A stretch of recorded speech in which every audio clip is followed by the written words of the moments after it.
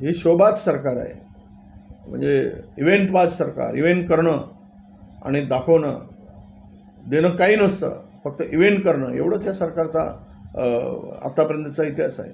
हो, केंद्र सरकारनं आता ब्लॅक मॉकड्रिलची घोषणा केलेली आहे. देशात सायरन वाजेल आणि त्यानंतर युद्धाचं मॉकड्रिल होणार. हे काही नाही. हे युद्ध करायचं असेल तर हे काही एवढं काय करायचं, मला वाटतं की एकूणच राजकीय परिस्थिती आत्ता पाहता आणि आज जे अतिरेकी सापडत नाही ते सीमेपार गेले की सीमेच्या आत आहे.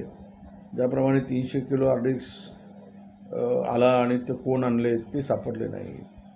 यातून एकदा स्पष्ट होते आहे की या सरकारला अतिरेकी का सापडत नाही आणि सुरक्षेचा प्रश्न का वाऱ्यावर सोडला.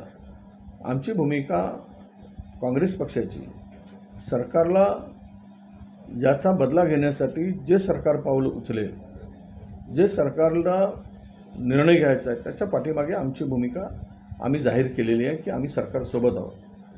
आणि अशा स्थितीमध्ये उद्या जर सरकारची भूमिका युद्धाची असेल तर त्यासाठी निश्चितपणे काँग्रेस पक्ष म्हणून आमची भूमिका त्यांना समर्थन देण्याचीच आहे. पण वेळ का घालवत आहे? आता तर सध्या चॅनलवरच युद्ध सुरू झालं आहे. काही चॅनलवाले आतापर्यंत पाकिस्तानातला अर्धा भाग जिंकून टाकलेले आम्हाला दिसत आहे. म्हणजे लाहोर वगैरे, रावळपिंडी वगैरे अतिक्रमण केलेत काही चॅनलनी आणि तो भाग त्यांनी जिंकलासुद्धा आहे. हे चॅनलवरच्या युद्धापेक्षा प्रत्यक्ष युद्ध करून पाकिस्तानला धडा शिकवण्याची गरज आहे आणि सरकारने ते तातडीनं करावं अशी आमची अपेक्षा आहे. आणि राहिला तो मॉकड्रिलचा विषय तर ठीक आहे, फक्त ते दिखावा होऊ नये. केवळ आम्ही दाखवत आहोत, आम्ही आता लढाई करतो, चढाई करतो, करा आणि संपवून टाका. इंदिराजींनी पाकिस्तानचे 2 तुकडे केलेले होते आणि पाकिस्तानला कराचीपर्यंत, पाकिस्तानच्या कराची लाहोरपर्यंत सैन्य घुसवले होते.